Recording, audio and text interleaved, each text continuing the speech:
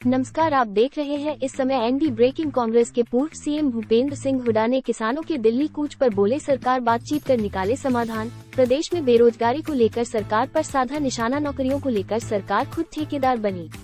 युवाओं को मरने के लिए इजराइल भेज रहे, कल यूक्रेन भेजेंगे।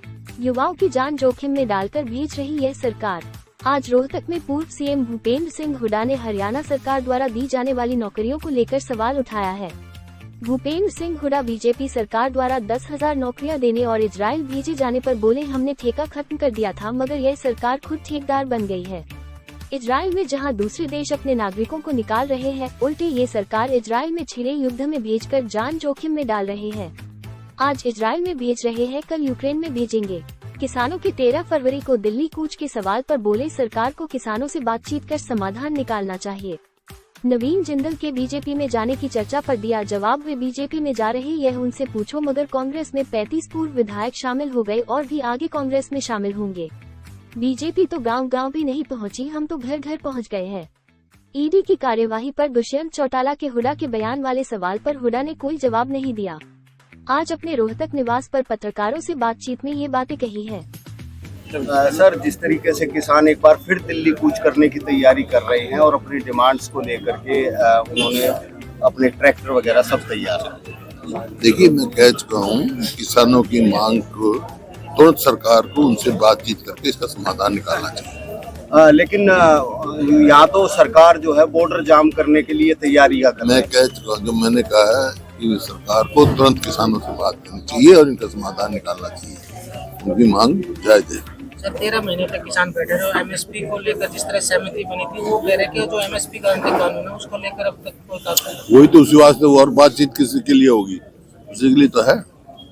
केंद्र सरकार को तुरंत बात करनी चाहिए उनसे। सर, रोजगार की लिस्ट अब चुनाव के समय में, चाहे कोर्ट का भी केस चल रहा है, फिर भी सरकार निकाल रही है और वहीं दूसरी तरफ इजराइल भी भेजा जा रहा है। ऐसा है, ये जो है हमने तो ठेका सिस्टम बंद कर दिया था।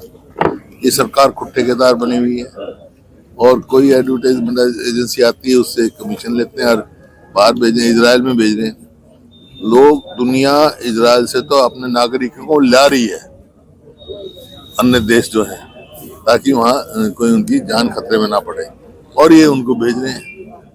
एक ढकोसला है। ये कह रहे थे 10,000 भर्ती चाहे इजराइल भेजेंगे, लेकिन 530 ही लोगों की लिस्ट अभी तक सामने बताया जा रही है। जो भी है, मैंने तो बता दी इनका। लोग तो वहां से इजराइल से ला रहे हैं, कल को यूक्रेन में भी भेजने लग जाएंगे।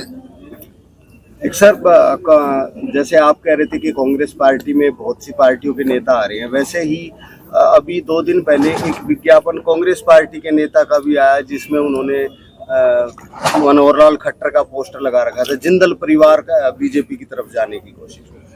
जो पूछो नहीं सर, अगर मेरे को क्या पता इसका, कौन किसके पोस्टर लगा रहा है। हम तो जो कांग्रेस में शामिल हुआ है, 35 के करीब जो है पूर्व विधायक आ चुके हैं कांग्रेस, और भी अभी रोज आ ही रहे हैं। बीजेपी का चलो गांव की ओर अभियान शुरू हो रहा है। बीजेपी चलो गांव की ओर चल रही है। हम तो घर घर पहुंच गए, तो गांव भी नहीं पहुंचे, वो तो घर घर पहुंच गए। ईडी को लेकर दुष्यंत तो हो गया, हो गया। चौटाला ने कहा सर, जिस तरह से इन लोगों से बात करना है।